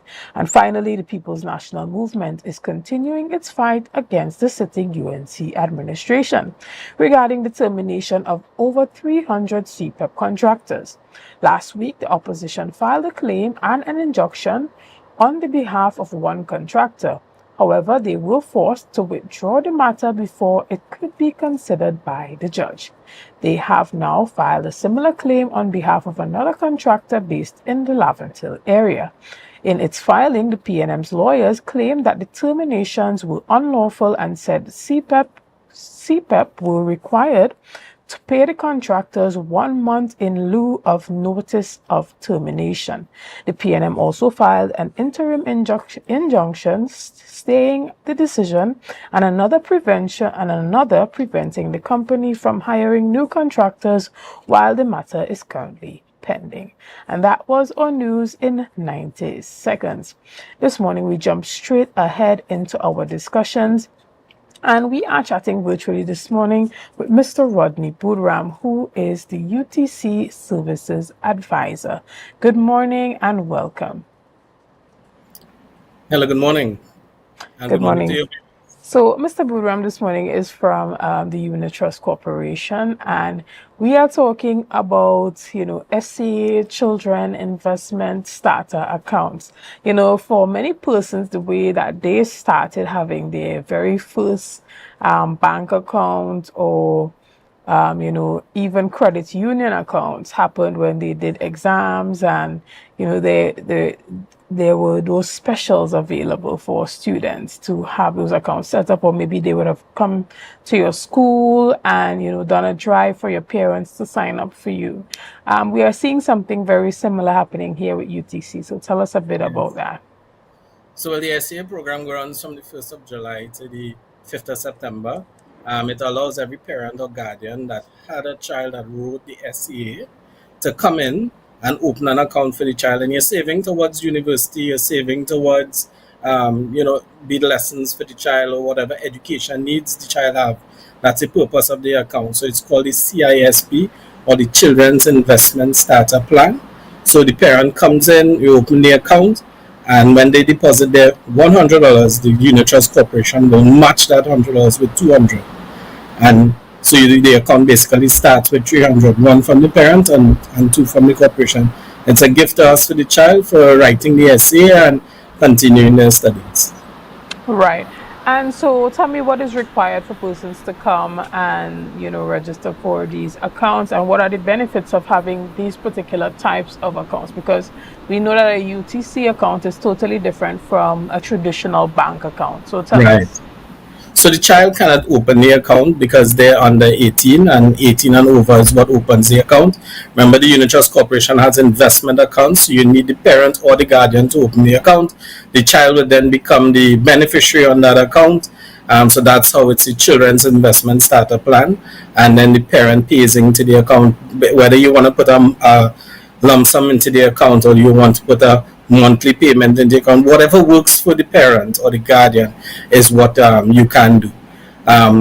The account itself is a long-term type mutual fund account. It's tied to our growth and income account. So whatever funds collected under the CISP is invested in our growth and income portfolio. It provides growth in terms of the unit price changing, and also you look at the distribution of the interest that is paid into the account. So you gain two ways on the account. Right. And so, persons often hear about, investments and passive income and how these things can accrue interest over time. Tell us about, what would that look like for a student that is doing SCA, who just completed SCA, who in the future would be going into, let's say, university? How can parents utilize this account to possibly plan a way forward for sending their kids off to university? So I like that you said that question, and it goes very well with what I had planned to say. Is at university you have to create a goal. If the goal as a parent is to send your child to university, first thing you must do, so you have the goal, you need to quantify the goal now. So let's say it's university, UWI, St. Augustine, you're looking at around 3,000 TT per module by 30 modules, so that is 90,000 you're looking at, plus let's say room for the child to stay, booked, so let's say it's another 90. Rounds that up to 200, you're looking at saving funds for the child over a 7-year period. So you divide that, and it gives you an idea as to what you can put away towards that goal. Again, let's say it's around $1,000 a month, but you could only put away 5. Again, save what you can. The point is you have the goal, you have the dollar value in mind, and that way you're planning towards that goal for the child. Right. And, tell us about other UTC accounts that the parents themselves can, sign up for and get into, even, as they are doing this for their children. What can the parents themselves benefit from in terms of packages that you now have available? So we have, as I said before, the growth and income accounts as a parent. So while you're opening a children investment starter plan for your child, you could also open a growth and income account for yourself. It's a nice long-term plan. I myself have one that is, the funds are there towards my retirement. I'm saving towards that. There's also retirement accounts that you can be in. Our universal retirement fund is one that I like the best, that you can invest in. There's also the one that is more popular, which is our income fund, our TT income fund. We have US and TT, but the TT pays around 3.15% currently, and our US income fund pays around 3.51%. Two very good funds. The unit price doesn't change. It's a fixed unit price of $20. So that way you have safety of capital. So those are the two accounts I know a lot of people do, especially the emergency funding that parents normally put away. It's placed in the TT income fund that it grows a little over time until you're ready to use it. Right, excellent. And what does the payout look like on a yearly basis in terms of dividends from UTC currently? So while we don't project in terms of, because there's no telling what the future could be when you're investing, I could give you what happened before. Last year we started our TT income fund at around 1.2%, and we are currently at 3.15%. So that rate changed month on month. Every other month it changed, and this is where we are today, a year and a half after. So while I could tell you, yes, given the current interest rate, this is what your return would be, it can also change as it goes along because the rates can go up also. Brian, you said that's 3.5% currently? On the US and 3.15 on the TT. Excellent. Well, I mean, is there anything that you want to tell persons as it pertains to this SCA drive and why it's so important for parents and teachers as well to, get involved and get informed as to what is happening at the Unit Trust Corporation currently for SCA students? Well, I think it's nice that they can, we believe in financial education and teaching kids about saving and investing. So any of the teachers can reach out to one of the Unit Trust branches, and they can come in and do a presentation for the teachers. If you have the kids that are willing to listen, we are willing to do a presentation. I'm again teaching them about saving and investing and the important things. The other part that I'd like to leave, it's not hard to open an account with the Unit Trust Corporation. Just 2 forms of ID. You just have to have proof of address and proof of income. Once you have those 3 documents, you can come in to open the account. In case of the SCA, you need to provide a copy of the SCA results or, whatever proof that the child wrote the SCA in 2025 in order to take that plan. So that's the only additional document you have to provide for this time. But going forward, any one of our accounts is just 2 forms of ID, a proof of address and a proof of income. Excellent. Well, we want to thank you so much for that information, and we want to remind parents that the UTC, is now making these investment starter plan accounts for students available and free to open, right? How much is required to start the account? Just $100 for any one of our accounts you need to open, and it's just the CISP is where we add a little in as a reward for your child for the SCA. But even if you come after the SCA, so while we're giving $200 to every SCA child, when you put 100, we put 100. So no matter that your child wrote SCA 5 years ago, you could still come in and open an account, and we will match your 100 with 100, and you could start. You don't have to wait for SCA. Your child starts at standard 1 or first year, second year. You can come in and open an account, so you have more time to save for your child's education.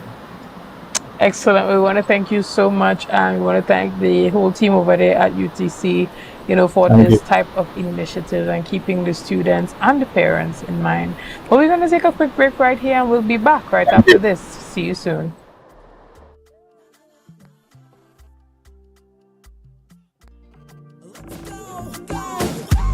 It's a brand new morning, rise up to a brand new dawning. I beat it roll, all day we beat it roll, all day I beat it roll, all day we beat it roll. When spirited, I beat it roll, spirited, I beat it roll, when spirited, I beat it roll. What to do? Let me see how stick you could get, see how stick you could get. Let me see how stick you could, see how stick you could, see how stick you could get. Let me see how stick you could get, see how stick you could get. Let me see how stick you could, see how stick you could, see how stick you could get. Wet me down, wet me down, wet me down, wet me down, wet me down, wet me down. Right now I'm overeating. Wet me down, wet me down, wet me down, wet me down, wet me down, wet me down. Right now I'm over. With Flow Business's new smart solutions, powered by super fast, reliable broadband, you'll feel like there are more versions of you working for you. From website design, development, and digital marketing to promote your business, 24/7 business class support to cloud solutions, security, and more. Multiply your growth today.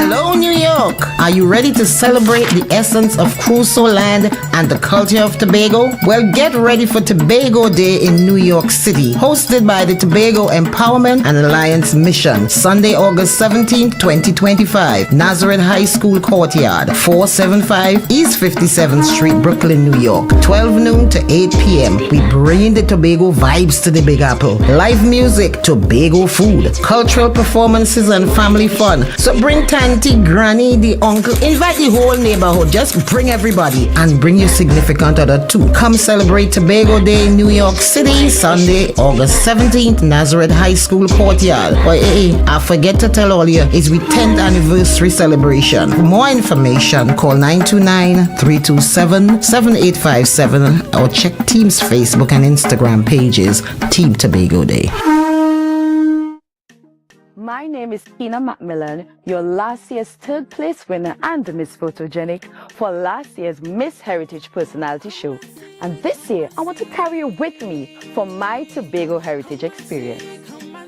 I'll be hosting with Tobago Updates, bringing you live coverage behind the scenes and also their giveaways, tickets to the heritage events, and a 2-night stay to the Mandalina Grand. So you need to stay locked on to Tobago Updates on all their social media platforms, Kina Macmillan on Facebook and originalmedusa.tt on TikTok.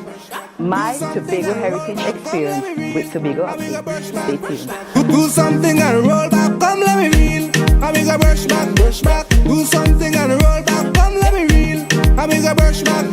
Do something and do something. Hair goals, we've got them. At S&R Hair Fantasy, we provide a wide variety of quality hair, the latest hair accessories, adult toys, skin lightening products, female underwear, and much more under one roof. Check us out on Shelbourne Street in Plymouth or call us at 317-0808. We're open Monday through Saturday, 10 a.m. to 6 p.m. S&R Hair Fantasy for queens who know exactly what they want.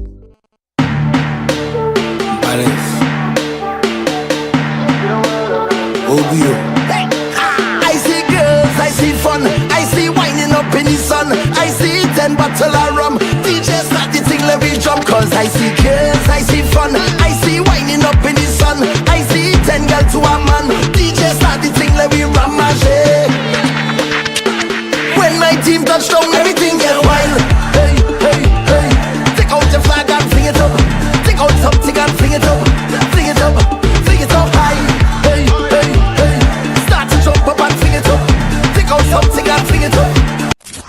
Dance Ensemble Tobago presents our signature event, Tobago Dance Sport Championship and Dancing with the Caribbean Stars. Lights, cameras, dance. Our 12th edition on Saturday the 12th of July, 5 p.m. The Shore Park Cultural Complex Auditorium. See our dancers, all ages, compete in waltz, jive, rumba, salsa, mambo, and much more. Our Dancing with the Caribbean Stars. Who will take home the Mirrorball Trophy? Mrs. Tatiana Ned Augustine, the wife of the Chief Secretary of the Tobago House of Assembly. Miss Lynette Louis, vocalist entertainer. Mrs. Cassandra Thompson Forbes, journalist and Tobago correspondent. Mr. Javon Carrington, founder and head trainer of Dosfit Studios, and Mr. Julian Skeet, administrator and former TV host. After show dance party with DJ Santa out of Trinidad. Early bird tickets, adults $200, children $75, and general tickets, adults $250 and children $100. Get your early bird tickets now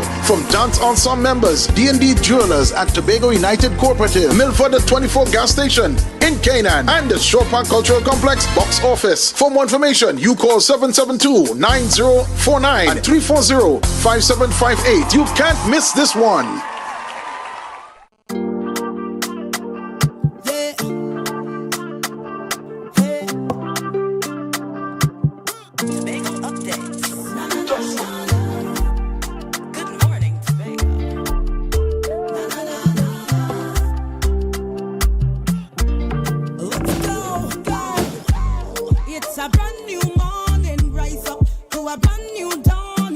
Good morning and welcome back to Good Morning Tobago right here on Tobago Updates.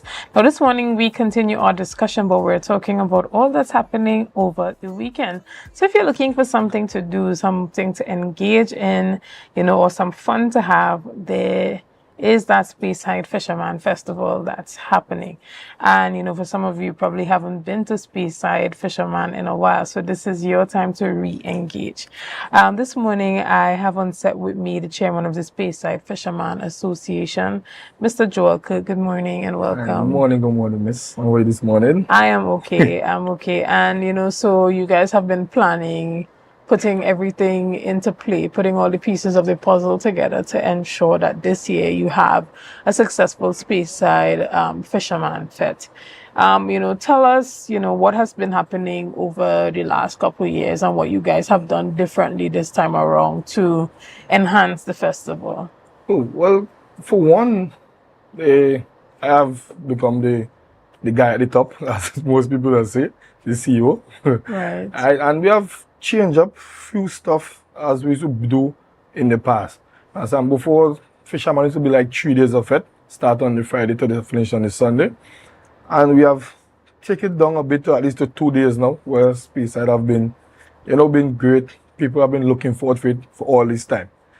For quite a time, we always have different stuff, like we now implemented.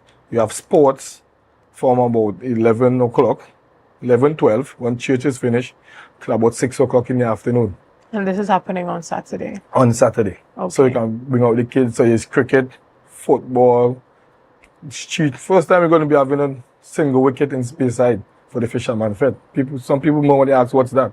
It's like just me and you decide to play against each other. I bowl you, see what runs you're going to make, and then I got to go in and make much runs that you make.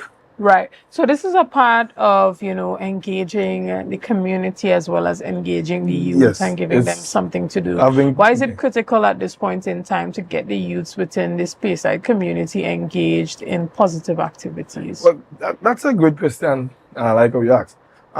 Lots of time when the kids haven't getting much to do, they're wondering, well, what to do. So when you're wondering what to do, you might intend to do other stuff.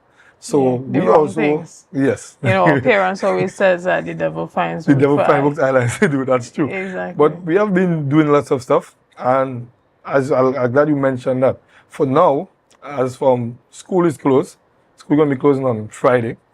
You have a little Speyside activity where you enjoy yourself. There's also cricket will be taking place in Speyside. There are some teams traveling under 16 to Tobago tour. Yeah. So the Saturday you're looking for lots of sports and lots of fun on Saturday.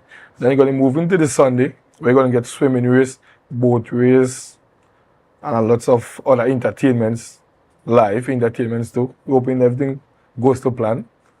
Right. And, what is important for persons to note, specifically when it comes to persons who are coming from the western end of the island, coming up to Speyside for the weekend, to enjoy that fisherman weekend? What is important for them to note as it pertains to accommodations, parking, all of this stuff? What are some of the key things that persons should know when coming up to enjoy the festivities? Speyside have been actually known for accommodation and parking. For real. When you come into the venue, you don't stop exactly by the venue. You drive a bit in to the more into the Vale, and there's a big playing field here where you can park. Probably your vehicle is going to be safe. Police will be taking good care of it. It's a safe parking. Accommodation, there's lots of accommodation in Speyside. For now, some are already booked out. So still you can get like the hotels is there, like Blue Waters in, Manta Lodge, Speyside in. So there are hotels and there are few guest houses in Speyside, but most of the guest houses are almost booked out already. Right. And how does this, Fisherman Festival help to, stir up the economic activity in the area and ensure that everybody gets to benefit a little piece of the pie? Well, that's good. Well, as I say, we normally try to party together with the Blue Waters in and the guest houses. So we're going to come to them and we talk to them and say, well, this time is coming up, so we want to at least be a part of this and you to be a part of it. So they give us a little sponsor and we help us to bring more people into the community on that weekend so them can get the chance opportunity to raise their fund. Sometime, show off the cuisine of Speyside. The glass bottom boats already is there too. Right, exactly. Where you can get glass bottom too. So now I need to come off Speyside this weekend and probably spend some time at the Blue Waters in Manta Lodge and, just relax a bit. Yes, you could. You have a nice fun day. You go back to the hotel, you relax and get ready for the next activity to come. Go again. So it's like 2 days, but 3 different events in 2 days. Right. And so that is, tell us about it. So it starts off on Saturday morning. Give us the rundown. Start off on Saturday at 12, where it's going to be sports only. All right. Lots of sports. All right. Then we come up to from 11 o'clock in the night till 10 o'clock Sunday morning. Right. It's going to be Block O. So a Juve, that's Saturday into Sunday. Saturday into Sunday where you get a nice block. Juve party. Yeah, but moving around good. Then it's going to lock off for church. Then it's going to be the blessing of the boat. That's one of the traditions we do every year. Okay. With the Anglican normally come about. The guys pull up their boat, clean it down. The priest come and bless the boat. And then we move from there from about 5 o'clock in the afternoon till about 1 o'clock Monday morning. Excellent. And, how are you encouraging or getting members of the community to participate, particularly when it comes to the sporting activity? Because, sometimes you put out a lot of effort into getting these things done and you have this, huge agenda of, after this, we're going to do this and then you find a situation where Saturday morning you come out, you set up everything and people in coming out until later in the evening to party. But you really want people to come out and engage and play sports and, you know, have that level of community, camaraderie, and have the youths involved. What are you doing to ensure that, hey, yes, we have the party going on Saturday night into Sunday, but this is an integral part of what we're doing? How do you ensure that people come out and support that part? What we normally do is, some of the parents might vex, but we go to the schools. And we go to the schools and look at youth groups around the Shalavu Police Youth Club, and go to Roxborough and most of the secondary school. Because I normally do work with sports TT, so I'm with the kids and them a lot. So I'll be telling them, so tell the moms, hey, you gotta wash early on Saturday, we gotta go to Speyside, so we get lots of things. That's one of the things we do. But we have been advertising a lot, and we have been doing lots of community stuff, so it has been easy for us to get any people to come out and get any support from the community. Right, and even as it pertains to, you know, that economic activity in that area, so that, you know, different businesses get to benefit. When it comes to like vending and stuff, is that closed off, or can persons still come to the association and get approvals to, you know, sell food, sell popcorn and stuff at the side of the road? Can they still come and get those approvals? We do that for the last 2 years. We did that. Right, because we wasn't getting the much manpower to think. So but this year, the association itself did the bar, and the association we do the bar, right? And we normally rent the tents rent out couple tents for the vending. But we're going to be doing that this year, right? We're going to be taking those stuff into our hands. Where we're going to do the vending. We are control for all of the popcorn, the chicken, wherever eats you want to get. We going to take care of it. So you guys will have that full-fledged covered. Yeah. You know, that whole area there where you have the food court. Yeah, we're going to do that this year. The group have been, I must say thanks to each and every one of the members and them. They have been coming out to meetings, and they have been reaching hands on deck to get everything for the Speyside Fisherman. Speyside Fisherman has been a lot, and it's something that we like. Right. But I feel like it's also not an easy task to manage it. Because, you know, culturally, it has been a particular way for a long time. Yes. And persons have a way of saying, even when you try to improve something, well, this is the way how we've always done it. True. How are you, you know, maneuvering through that to, you know, keep the culture and the spirit of it alive, but still introducing a fresh perspective as being a young person yourself? Well, growing up, used to be the seniors always used to be there, and they used to do it their way. But they have realized now that, hey, time is improving. Certain things is going forward. So they are still there, but they are giving us the opportunity to bring our culture and our, as I say, young people vibes into it.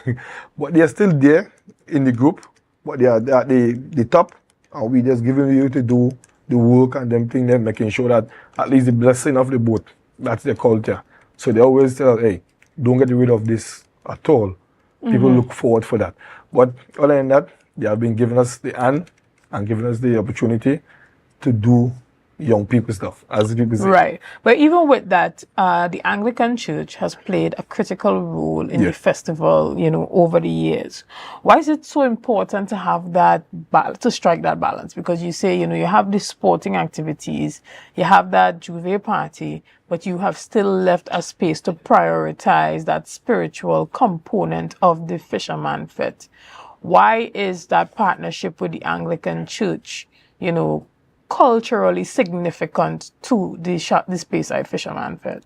Well, I have reached there for so long because first thing, most of the members that used to be a part of Speyside Fisherman, they were Anglican. Okay. Yeah, so they have keep that tradition, and I intend to go with it for them. And as I say, in anything before we start a meeting, finish a meeting, join a meeting, we always put God first.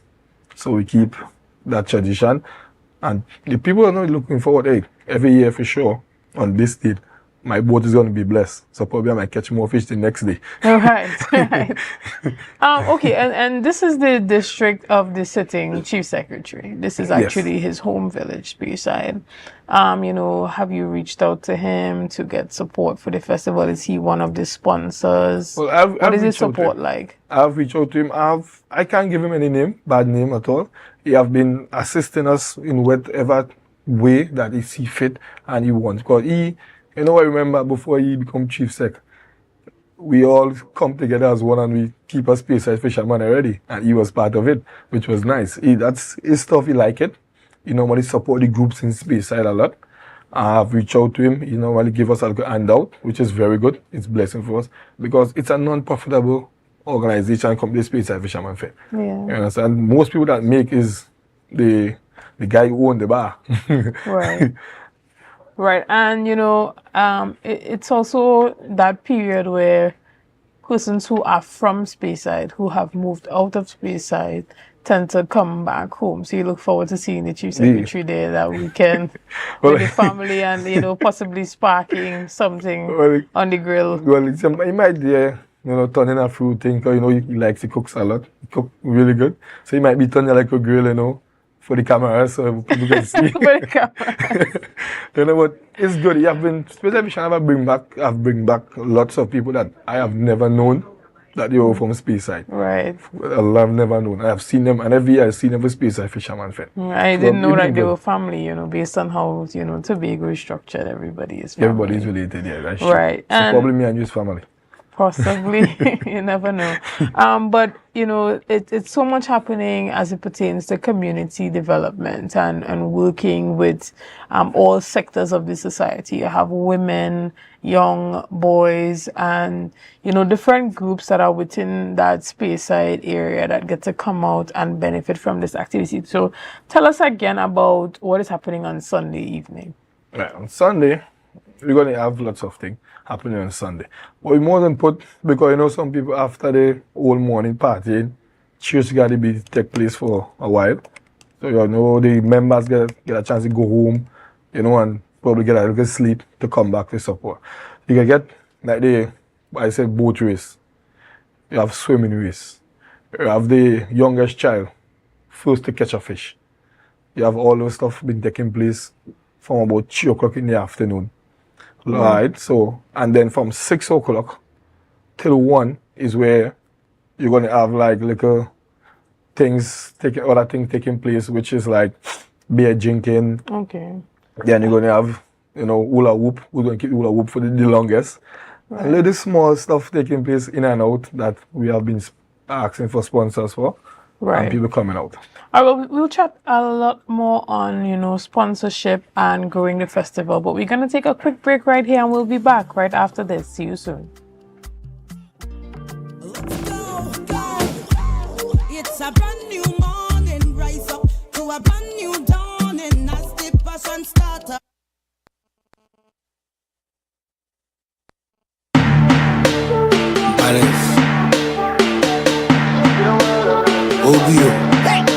I see girls, I see fun, I see winding up in the sun, I see 10 bottle of rum, DJ start the thing, let me jump. Cause I see girls, I see fun, I see winding up in the sun, I see 10 girls to a man, DJ start the thing, let me rum mache. When my team touch down, everything get wild. Hey, hey, hey, take out your flag and fling it up, take out something and fling it up, fling it up, fling it up high. Hey, hey, hey, start to jump up and fling it up, take out something and fling it up. Dance Ensemble Tobago presents our signature event, Tobago Dance Sport Championship and Dancing with the Caribbean Stars. Lights, cameras, dance, our 12th edition on Saturday the 12th of July, 5 p.m. The Chopin Cultural Complex Auditorium. See our dancers, all ages, compete in waltz, jive, rumba, salsa, mambo, and much more. Our Dancing with the Caribbean Stars. Who will take home the Mirrorball Trophy? Mrs. Takiana Ned Augustine, the wife of the Chief Secretary of the Tobago House of Assembly. Miss Lynette Louis, vocalist entertainer. Mrs. Cassandra Thompson Forbes, journalist and Tobago correspondent. Mr. J. Javon Carrington, founder and head trainer of Dosfit Studios, and Mr. Julian Skeet, administrator and former TV host. After show dance party with DJ Santa out of Trinidad. Early bird tickets, adults $200, children $75, and general tickets, adults $250 and children $100. Get your early bird tickets now from Dance Ensemble members, D&D Jewelers at Tobago United Cooperative, Milford the 24 gas station in Canaan, and the Shore Park Cultural Complex box office. For more information, you call 772-9049 and 340-5758. You can't miss this one.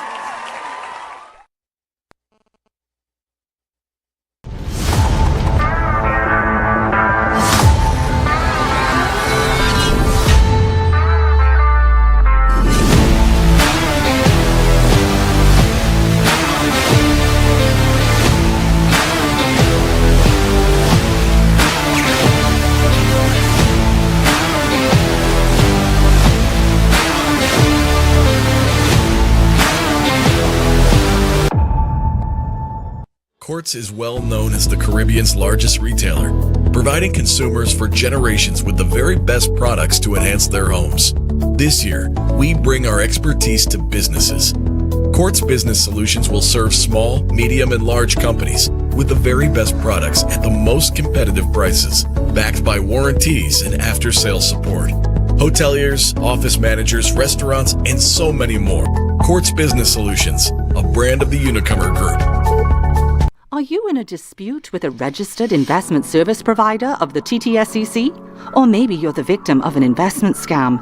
You can lodge a complaint or submit an anonymous tip to the Trinidad and Tobago Securities and Exchange Commission. Download our Investor Protection app or go to ttsec.org.tt to access our complaint form or submit an anonymous tip. Write a clear summary of your complaint. Submit copies of supporting documents along with the originals for verification. Provide a copy of the feedback received from the entity regarding your complaint.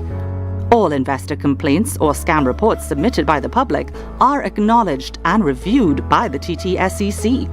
Investigations are pursued based on the outcome of the review. Trinidad and Tobago Securities and Exchange Commission, protecting the interests of investors and the public. You invest, we protect. Everyone benefits. So guys, there are some new developments in housing in Tobago. So it's goat racing time. This is 116, the show that keeps you in the know with all things Tobago House of Assembly. Each week, 116 delivers a fun and engaging overview of the latest developments, achievements, activities, and events of our dynamic assembly. So join me. Let's dive into the Tobago House of Assembly's Week in Review right here on 116.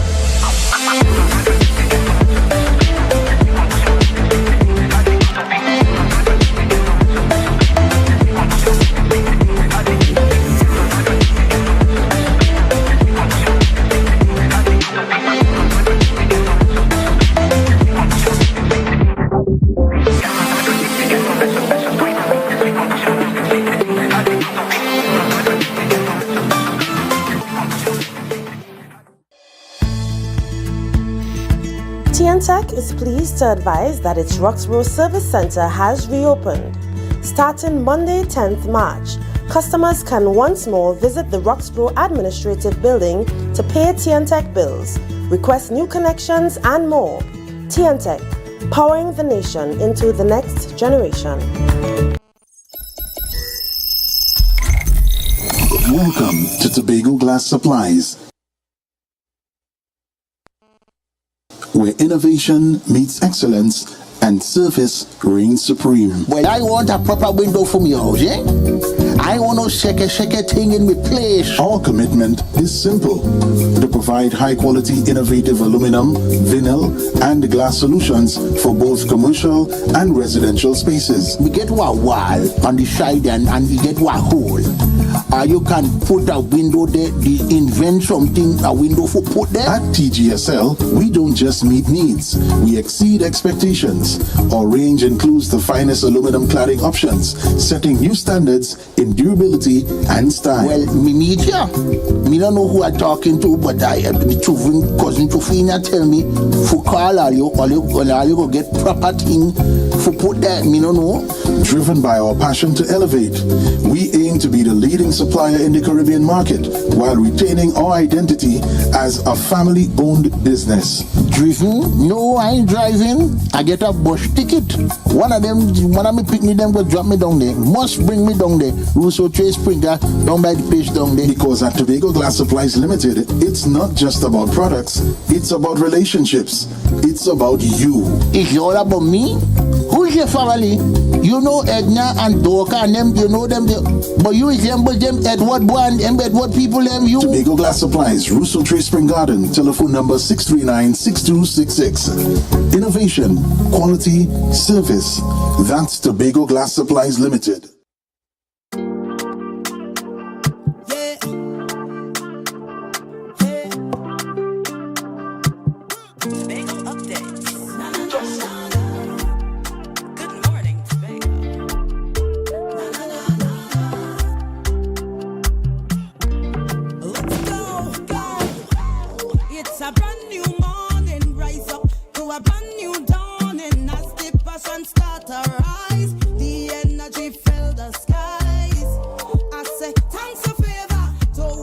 Good morning, and welcome back to Good Morning Tobago right here on Tobago Updates, guys. We continue this morning, and we are still chatting about all that's happening this weekend up on the east. Now we're talking all things Speyside Fisherman Festival this weekend, and we have now joining us on set Miss Radhika Connell. Good morning and welcome. And she is the PRO of the Speyside Fisherman Association.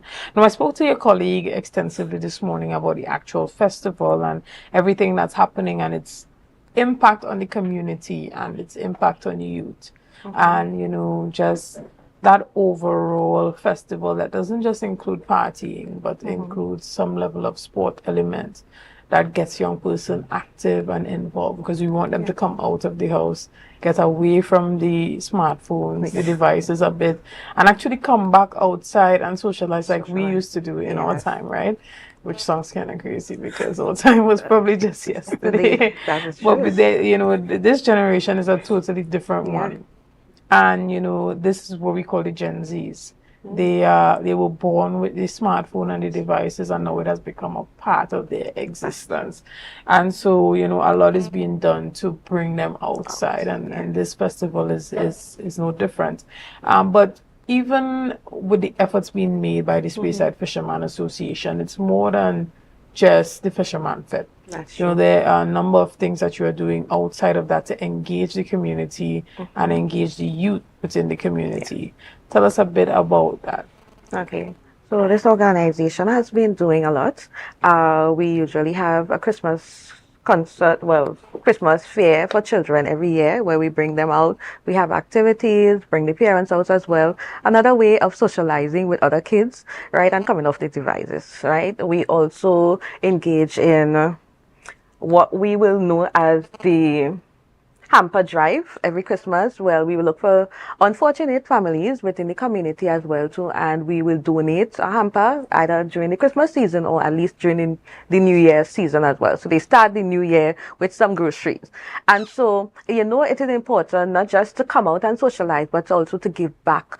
And having youths involved in even self-collecting one item from your house, when you during the Christmas grocery, you ask your parents to get at least a tin of sausage to contribute towards those stuff, as well has had an impact on giving back into community. So it's just not just socializing alone, but also understanding the importance of helping others within your community. And another thing that we had was the village cleanup with the beach, where we would cut the grape trees, clean up, because Speyside has a beautiful view. beautiful scenic sea, and it is important that we beautify the community as well too. So we have been, slowly but surely involving youths in different community activities. So at least they can know what it is to keep Speyside beautiful at the same time, but bringing each other together. Right, and I was talking to your colleague about, just fostering economic activity within the area.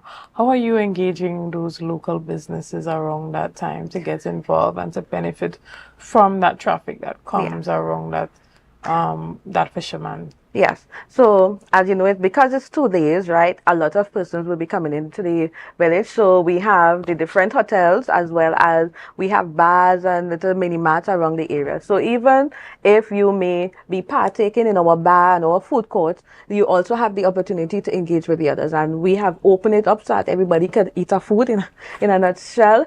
And they are the ones already knowing about the activities. I saw where the hotel Manta Lodge as well advertised the Speyside Fisherman Festival, so we're encouraging persons to come up. And not just Speyside Fisherman, because July, is busy on our end. So we have the Charlottesville Heritage coming up as well. So I saw they advertising that. And that was another way of bringing persons within the community and at least engaging persons to, give back. And again, it will help with the business community getting money at the end of the day. Excellent. And, how are you planning to grow and evolve this festival over time? Because, as I was saying to your colleague, this Speyside Fisherman didn't start yesterday. That's true. It's now become a cultural part of the community. But although you want to maintain key aspects of the culture, you still want the festival to develop and grow into something sustainable that you can continue to have for hundreds of years to come. When I talk about growing the festival and sustainability, I'm also talking about that component of recording key aspects for the future generation to look back and see what the history of Speyside Fisherman Festival has been. So what type of efforts do you think can go into, creating a library? For the Fisherman Festival. And funny enough, you will say that, because while I was on my way down, right, I was thinking about how we can at least start documenting the history of Speyside Fisherman. Because even though I'm involved in it, I really don't know what year it started, right? And that's something I really want to go look at, do the research to find out what year. I know I have an idea of why it started and where it started from, but what year, I really don't know. Who were the persons more or less starting that? I know the persons who continue it and then they hand it out to this new, group. But really and truly, there are some history that I'm going to look forward to getting, because I realize that it's very much important. When COVID happened, everything shut down and they started up back by calling it the rebirths. Right, so Speyside Fisherman, the rebirth, and that means something. It means that they are more or less starting up back this event, but more so to continuing it. And I've been an advocate for pushing not just beyond the festival, but having other activities that will engage, right, the community as well as the white space, Tobago, and maybe Trinidad as well. And I see that there's a need for non-profit organizations to raise their own funds, right? Because, when we have these events, we always have to be begging. We always have to be trying to do our own fundraiser, and it can be challenging at times. And I'm so much an advocate for that. So we have been trying to come up with other activities. We have a flashback fiesta, all 90s events coming up soon, as well to another fundraising event to kind of raise funds, but at the same time make the organization realize how they can be sustainable going forward. Because funding is one thing, but also creating the structure to go forward is another thing. Yeah. So it's a work in progress. Yes, and have those. Well, as you indicated, there are other activities that you do around Christmas time. You have those hamper drives. Kids are going back out to school. They had at one point in time back to school drive as well too. They had that as well too. Right. Excellent. So it's a work in progress, but we are getting there. Well, we are happy to hear that, you know, the Speyside Fisherman Association is more than just a fisherman fed, but it's an entire organization being used to help foster community growth and development. You know, but before we leave, I'll allow your colleague to remind us again, you know, of everything that's happening this weekend. For the persons just joining us, we are chatting with Mr. Joel Kirk, who is the chairman of the Speyside Fisherman Association, as well as Radhika Connell, who is the PRO. And so they are some of the key representatives sitting in with us this morning to remind you that it's Roction in the East this weekend, right? So remind us when everything's starting and what is happening on from Saturday. Well, you're going to get Speyside going to start from, actually going to say Friday at the Speyside Beach Bar. You know, you get the launch on Friday, but Saturday is going to be Saturday from 12 till Sunday morning, 10 o'clock. It will be Speyside. They're going to be up and ready, going on. All right, don't forget, bring out the friends, family. Tell a friend to bring a friend. Speyside is going to be the place to be this weekend. Excellent. Well, guys, you've seen it here and you heard it here. The place to be this weekend is Speyside for Speyside Fisherman Fed. And in case you still need somewhere to stay, there is the Mantle Lodge Hotel, as well as the Blue Waters Inn. There's the Speyside Inn as well, and a number of other, you know, small guest houses there if that's your type of vibe. Or maybe you have someone's couch that you can sleep on. You never know, right? You know, they say always one family. So, guys, we look forward to you having an excellent weekend and patronizing all of the events happening up in the East. That Speyside, we know that, you know, they say country people, let's come out and support. So we know persons will be coming from all villages, but we are going to be coming heavy from the West to have a good time up in Speyside this weekend. And guys, we want to thank you so much for being a part of this morning's discussions. Thank you for your likes, your shares, and your comments, and all that you have been doing and continue to do to make Tobago Updates the #1 broadcaster here on the island of Tobago. Again, I am Chanel Felix, and have a great day.